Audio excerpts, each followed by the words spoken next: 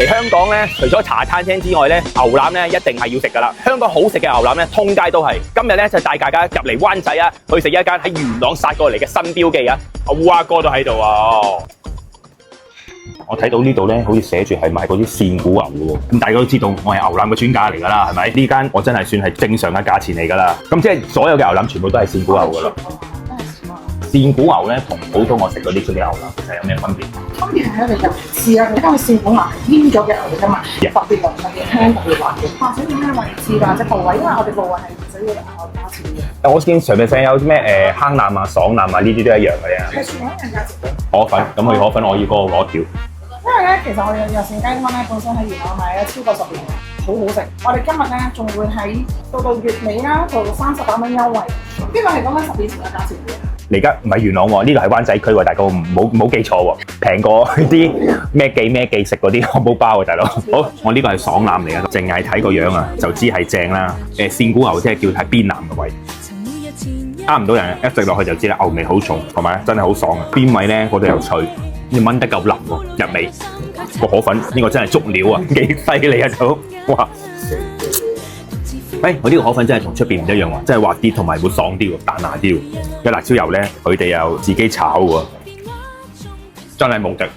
我相信咧做牛腩嘅人就會知道啦，線骨牛腩其實比生骨牛腩咧係貴好多。係，我120蚊一斤翻嚟，我哋淨係用牛骨啊，每一煲都已經用60斤牛骨落去。哇！每一日都係賣晒嗰個，咁啊冇噶啦。3煲咯，我哋而家賣晒3煲就冇。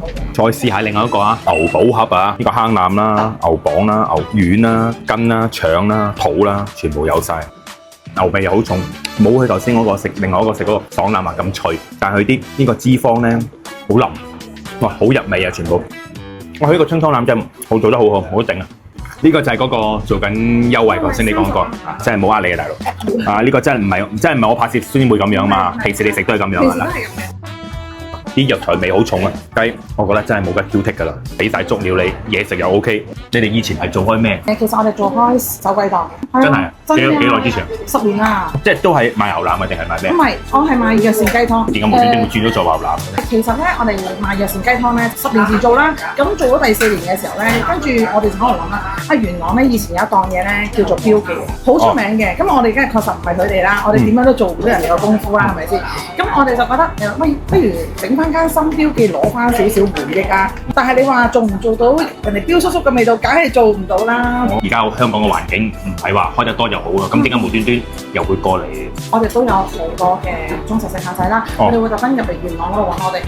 老闆，而家個市道咁差，出邊啲鋪都平咗咁多，你有冇考慮過出香港區開咁樣得？其實我都唔相信個鋪都係真係平咗嘅。咁講真，我諗早2個月前到啦，我哋真係去視察個環境，咦係喎，真係平咗好多。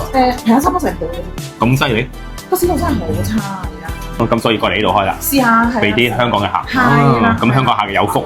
好，今日埋單啊，300幾蚊啊，每一碗嘢大概70零蚊到啊。香港地食牛腩啊，呢個價錢啊，算係咁啦，已經係冇乜嘢挑剔噶啦。呢一間絕對有機會翻轉頭啊！下集更精彩。